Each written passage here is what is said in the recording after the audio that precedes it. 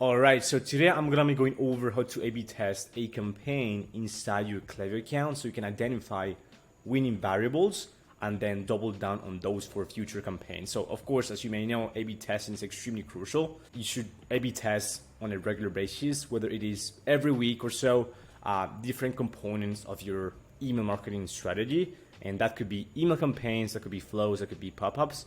In this case, I'm gonna be going over how to A/B test campaigns, so one-off campaigns right here. So that being said, let's dive right into it. So first things first, very important points to keep in mind before A/B testing, just going over how to A/B test campaigns. And these are points I already covered in my previous video about A/B testing, what to A/B test inside your Klaviyo account. But first things first, you need to have a hypothesis. What does that mean? Well, you want to, before your A/B test, let's say you want to A/B test an offer for your next campaign. Let's say you want to do 20% off versus a free shipping offer for your next campaign, which is on the 4th of July, right?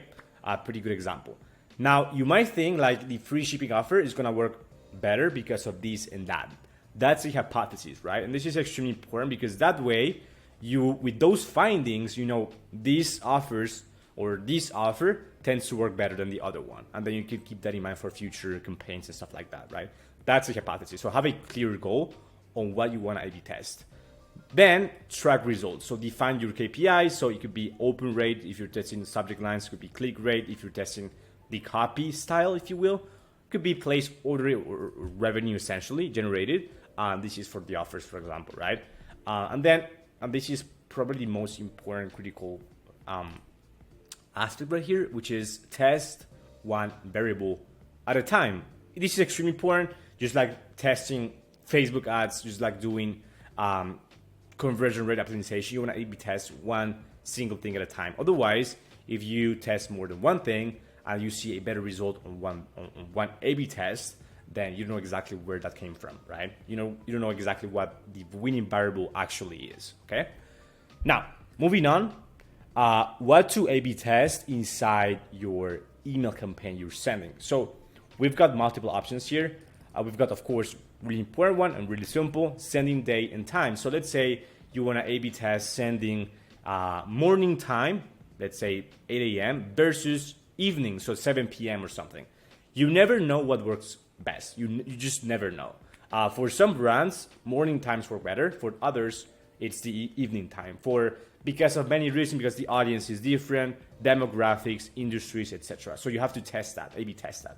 Also time, so sending day and time. So the day you could send weekends versus Monday, for example. Again, you never know what works best for your brand. You just need to test it, okay? Next, we've got, and this is a pretty straightforward, and this is extremely simple to test, and the impact could be huge for campaigns, but also for flows as well, which is subject lines and preview text. So just A/B testing the subject lines and preview text to improve the open rates of your emails as well. Next, we've got pretty interesting one, which is the format. It could be image-based, so graphic-based, versus a text-based campaign. Again, I've seen plenty text-based campaigns are extremely underutilized right now. Even though to be honest, like in most cases, they outperform image-based because they're so different, they're personal, they're genuine, especially if they're coming from the founder, they're extremely powerful and extremely high converting. So please, if you want to test, let's say you want to do a 4th of July offer. And then in this case, let's say you want to test the format. So you want to do an image-based, so like a hero image, even a countdown timer if you want as well, with the entire offer in there.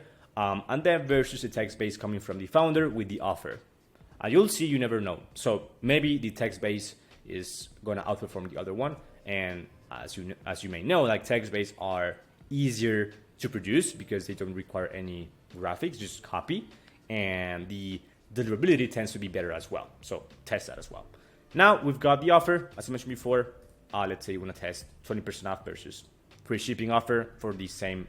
And then again, as I mentioned before, really important to use the other variables to stay the same. So sending day and time, subject lines, formats, etc. Let's say those stay the same, plus this one as well. And then you just want to test the offer. So let's say you want to do 20% off versus free shipping. That's another example right here. CTA, you could do long versus short CTAs, for example, or using verbs or pronouns or things like that are different from, of course, make sure these CTAs are actually different from each other for the A/B test. It's not about like changing one word.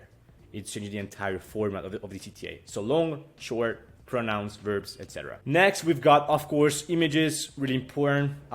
You could do, for example, product shots, so like on white background versus in use or lifestyle photos as well.